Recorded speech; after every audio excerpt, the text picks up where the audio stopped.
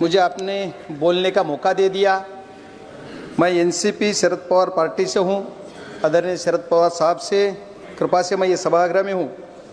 मुझे बहुत खेदजनक बात ये बजट पे बात करते टाइम पे बोलना है कि महाराष्ट्र के वित्त मंत्री जो डेप्यूटी सीएम थे उनका निधन 14 दिन पहले हो गया। इस सभागृह में सदस्य थे। पहले मैं उनको भावपूर्ण श्रद्धांजलि अर्पण करता हूं। और माननीय अध्यक्ष जी, मैं सन 2026-27 या अर्थसंकल्पावर बोलण्याची संधी दिल्याबद्दल आपले मनपूर्वक आभारी आहे।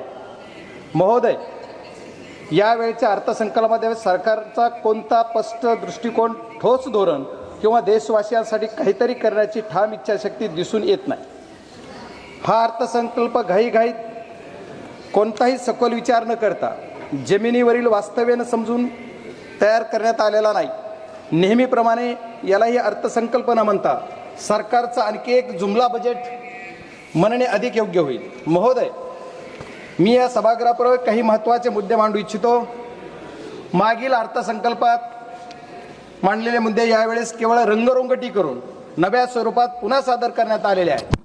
महोदय, माननीय अर्थमंत्री महोदयांनी सुधार एक्सप्रेस या संकल्पनेची मोठ्या गाजावाजात घोषणा केली आणि सरकारने 350हून अधिक सुधारणा केल्याचे सांगितले।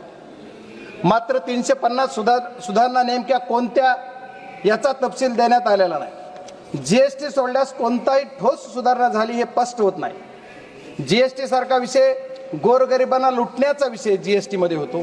जीएसटी मध्ये बरेच काही बदल केले, हे बदल सुद्धा चुकीच्या पद्धतीने आहेत असं माझं मत आहे। महोदय, जीएसटी बाबत सांगायचे झाले तर हा कर घाईघाईत रात्री 12 वाजता घंटा नांद करत लागू करण्यात आला। विरोधकांनी वारंवार सूचित केले ही सर्व संबंधित चर्चा करून विचारपूर्वक हा कर लागू करावा, पण सरकारने कोणतीही सूचना मान्य केली नाही। आज सरकार स्वतःच्या चुकीच्या निर्णयामुळे निर्णय झालेल्या अडचणी दुरुस्त करण्याचा प्रयत्न सुधार एक्सप्रेस या नावाखाली करत आहे। माझा सरकारला थेट प्रश्न आहे की तुमच्या चुकीच्या जीएसटी धोरणामुळे ज्या व्यापाऱ्यांचं, उद्योजकांचं आणि सामान्य नागरिकांचं नुकसान झालं त्या सर्व लोकांना सरकार नुकसान भरपाई देणार आहे का? महोदय, एमएसएमई क्षेत्रासाठी दरवर्षी आश्वासने दिली जातात, पण वास्तव असे आहे की काही सरकारच्या काळात लघु मध्यम उद्योग दिवसेंदिवस अडचणीत सापडत आहेत। अनेक छोट्या उद्योग बंद पडण्याच्या मार्गावर आहेत। त्यांना वाचवण्यासाठी सरकारकडे कोणते स्पष्ट धोरण नाही। सरकार याच्यासाठी कुठलीही पावले उचलत नाही। त्याच्यामुळे उद्योजक अडचणीत येत आहेत। आपल्या देशातील उद्योजक सक्षम आहेत, पण सरकारच्या चुकीच्या धोरणामुळे ते आज अडचणीत सापडलेले आहेत। उत्पादन क्षमता असूनही बाजार व्यवस्थेसाठी ठोस धोरण नसल्यामुळे देशाची उत्पादकता कमी होत आहे आणि परिणाम भारत हा फक्त एक मोठा उपभोक्ता देश होत आहे आणि याचा फायदा परदेशी देश घेत आहेत। हीच सरकारची नीती आणि नियत म्हणावी लागेल। माननीय अध्यक्ष महोदय, सरकारने बरेच काही धोरण राबवले। मागच्या काळामध्ये सरकारने या देशामध्ये साखर उद्योगासाठी इथेनॉल प्रोजेक्ट उभारण्यासाठी इंटरेस्ट सबमिशन स्कीम राबवली आणली।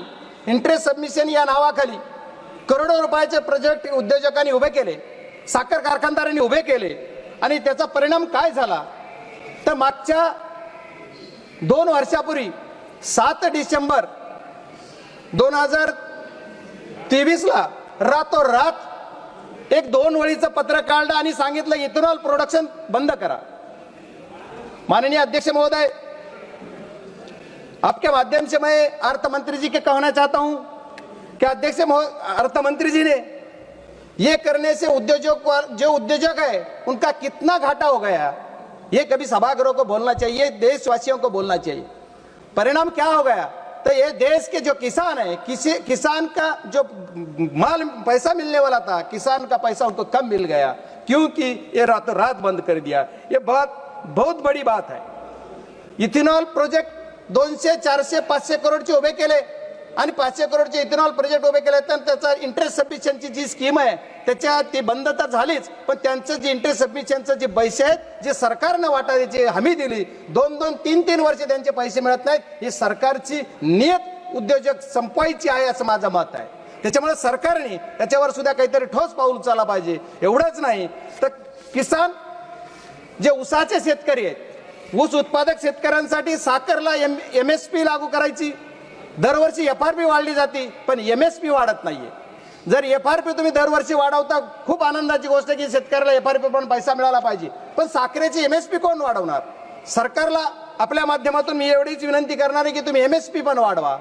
आज या कृषी प्रधान देशामध्ये ऊसाची शेती असो, आलूची शेती असो, गव्हाची शेती असो, बटाटा असो, सगळ्या शेतकऱ्यांना MSP दिली पाहिजे. ही काळाची गरज आहे, पण हे सरकार MSP देत नाही, ही दुर्दैव आहे. आणि सरकारने सांगितलं कृषी प्रधान देशामध्ये की आम्ही शेतकऱ्यांचं उत्पन्न दुप्पट करू, पण शेतकऱ्याचं उत्पन्न दुप्पट न होता निमपटीवर येत आहे. याच्यासाठी सरकारनं ठोस निर्णय घेतला पाहिजे अशी माझी सरकारला विनंती. महोदय, या अर्थसंकल्पात व्यापाऱ्यांना पुन्हा कर्ज घेण्याचा सल्ला देण्यात आला.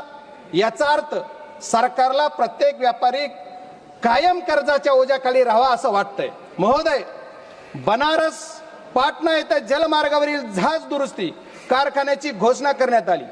मात्र नद्यामधील पाण्याची पातळी कमी असल्याने हे जलमार्ग प्रकल्प आधीच अपयशी ठरत असताना अशा घोषणा कितपत व्यावहारिक आहेत, यात हाच प्रश्न मला पडतो. महोदय, आरोग्य क्षेत्रावर बोलताना आरोग्य क्षेत्राबाबत मोठमोठ्या घोषणा केल्या जातात, पण आज ही देशातील अनेक रुग्णालयामध्ये पुरेसे डॉक्टर नाहीत, नर्सेस नाहीत, कर्मचारी नाहीत आणि आवश्यक उपकरणाची कमतरता आहे. विद्यमान आरोग्य पायाभूत सुविधाकडे सरकारचे लक्ष आहे असं वाटत नाही. कारण माझ्याच मतदारसंघातील बीड जिल्ह्यातील अंबाजोगाई येथे स्वामी रामानंद तीर्थ ग्रामीण रुग्णालय वैद्यकीय महाविद्यालय हे 5 ते 6 जिल्ह्यांमध्ये एकमेव आधार आहे. दररोज जिथं 2,500 ते 3,000 रुग्ण OPD साठी येतात, पण तिथे आज ही डॉक्टर, स्टाफ, नर्सर, कर्मचारी यांची आवश्यकता असून व उपकरणे तीव्र कमतरता आहे. त्याच्यामुळे सरकारने नवीन घोषणा करण्याऐवजी आधी उपलब्ध असणाऱ्या पायाभूत सुविधा सक्षम कराव्यात अशी मागणी मी या सभागृहाच्या माध्यमातून माननीय अर्थमंत्र्यांच्या माध्यमातून सरकारला विनंती करतो की माझ्याकडं हे जे माझ्या जिल्ह्यामधलं रुग्णालय आहे, या वैद्यकीय महाविद्यालयामध्ये ज्या पूर्वी 50 विद्यार्थ्यांचा स्टाफ होता त्याची मर्यादा वाढवली, 50चे 100 केले, 100चे 150 झाले, पण स्टाफ मात्र जे नर्सेस जे डॉक्टर्स जे आहेत ते फक्त 50 प्रमाण आहेत. आज 150 संख्या जर झाली असली विद्यार्थ्याची आणि OPD पहिली जिथं 500 होती तिथं आता 5,000 OPD झाली, पण तिथला तुमचा जो स्टाफ आहे ते वाढत नाही. त्याच्यामुळे औषधाची कमतरता आहे. त्या समितीचा अध्यक्ष पण मी जिल्ह्यात आहे, पण त्या समितीचा अध्यक्ष असताना सुद्धा मला तिथं सांगितलं जातं की औषधं नाहीत. याच्यासाठी सुद्धा सरकारनं गांभीर्यानं बघितलं पाहिजे असं मी सरकारला विनंती करतो. या अर्थसंकल्पातील सर्वात हास्यास्पद बाब म्हणजे शहरी आर्थिक क्षेत्र क्रमांक 39 तब्बल 11 वर्षांनंतर सरकारला Tier 2 व Tier 3 शहरी देशाच्या प्रगतीत योगदान देऊ शकतात हे कळले. याचा अर्थ गेली 11 वर्ष नागरिकांना शहरी नागरिकांना दुय्यम दर्जाची वागणूक देण्यात आली, हीच सरकारची अप्रत्यक्ष कबुली आहे. महोदय, माझा जिल्हा तसा विचार केला किंवा मी ज्या जिल्ह्यातून येतो तो जिल्हा ग्रामीण भागात आहे. महोदय, माझ्याकडे माझी जी ओळख आहे कि किसान का बेटा बोल के मेरी पहचान है, इसलिए मैं रिक्वेस्ट करता हूं सर की शेतकऱ्यांना न्याय मिळाला पाहिजे. कृषी प्रधान देशामधल्या माझ्या शेतकऱ्यांना न्याय मिळाला पाहिजे ही माझी मागणी. काजू आणि चंदन अशा सर्व चर्चेला उल्लेख अर्थसंकल्पात करण्यात आला. काजू आज सर्वसामान्यांच्या आवाक्याबाहेर आहे आणि चंदन उत्पादक दक्षिण भारतातील शेतकरी आपल्या मालाच्या विक्रीसाठी त्रस्त आहेत. ही किती लाजिरवाणी घटना आहे की आपल्याला जे तुम्ही लावायला सांगताय, प्रोत्साहन देताय आणि परत पुन्हा माल विक्रीला तुम्ही चालना देत नाही किंवा माल घेत नाही, ही अत्यंत खेदजनक बाब आहे. माननीय महोदय, माझा जिल्हा ग्रामीण आहे, माझा मतदारसंघ ग्रामीण भागाचा येतो. ग्रामीण भागाच्या ह्याच्यासाठी आपण जर विचार करायचा झाला तर आमच्याकडे आमच्या महाराष्ट्राचे मुख्यमंत्री महोदयांनी 14 ते 19 या काळामध्ये सरकार होतं त्यांचं, त्यावेळेस त्यांनी वॉटर ग्रेड ही योजना मी माझ्या बीड जिल्ह्यासाठी आणेल अशी एक घोषणा केली. पण आज तब्बल 11 वर्ष झालं तरी पण काहीही नाही. माझ्या या जिल्ह्यासाठी वॉटर ग्रेड नाही, पण आहे त्या प्रोजेक्ट मधून पाणी द्या. गावोगाव ते पाणी आलं पाहिजे. माझं उजनी धरणातलं पाणी आमच्या मांजरा धरणात आलं पाहिजे. मांजरा धरणाचं पाणी जिल्ह्यात फिरलं पाहिजे. याच्यासाठी लागणारा निधी माननीय अर्थमंत्र्यांनी या बजेटमध्ये माझ्या जिल्ह्याला द्यावा, ही माझी विनंती आहे. महाराज अध्यक्ष महोदय, लखपती दीदी योजना केवळ निवडणुकी पुरती केंद्रीय घोषणा ठरली आहे.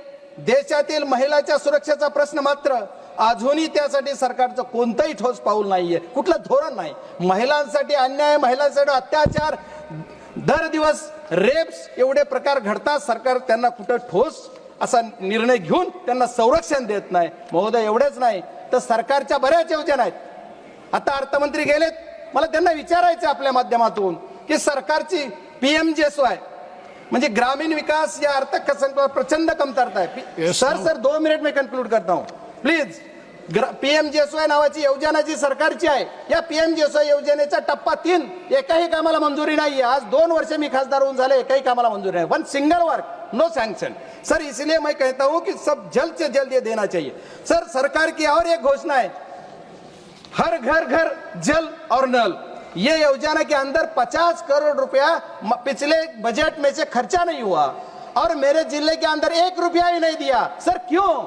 अगर 50,000 करोड़ तुम्हारा टैक्स होता है और मुझे 1 रुपया ही नहीं मिलता, ये खेदजनक बात है. क्योंकि अपोजिशन वाला MP है बोल के नहीं दिया क्या? ऐसा मेरा सवाल सरकार से, मेरा रिक्वेस्ट है सर 2 मिनट में समय है मेरे पार्टी का, उतना दे दीजिए प्लीज. और सर मेरे जिले के अंदर टेक्नोलॉजी पे आप बोल रहे 21 भारत, अभी क्या क्या करना है? भारत 1 नंबर पे लाना है, कौन से टाइप पे लाना है सर? ये टेक्नोलॉजी के क्षेत्र में मेरे अर्थ संकल्प है, इसमें मेरा जो जिला है, जिले के अंदर sir 2 minute sir please 2 minute. मैं जो मेरे 400 गांव खेड़े हैं वहां अभी भी BSNL का टावर नहीं है और दूसरे कौन से के कंपनी का टावर नहीं. मैं सरकार से रिक्वेस्ट करूंगा कि मेरे जिले के अंदर वो देना चाहिए. रेल के बारे में बहुत जिक्र किया सर. रेल बुलेट ट्रेन ले लिया, बुलेट ट्रेन 1000 करोड़ 1 लाख करोड़ का बजट 2 लाख करोड़ कर दिया. क्यों?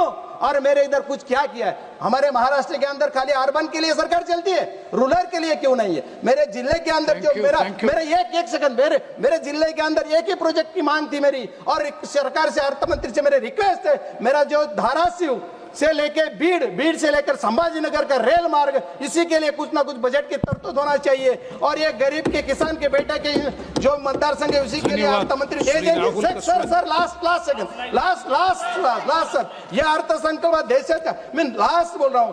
शेवटी एवढंच म्हणेन की या अर्थसंकल्पात देशातील जनतेला पूर्णपणे निराश करणारा आहे. जुन्या घोषणाचे मिश्रण करून घाईघाईत तयार करण्यात आलेला आहे अर्थसंकल्प. आम्हाला या गोष्टीतून काहीच मिळणार नाही. मी माझ्या सर एक लफ्ज खाली एक सरकार के लिए धन्यवाद अध्यक्ष महोदय.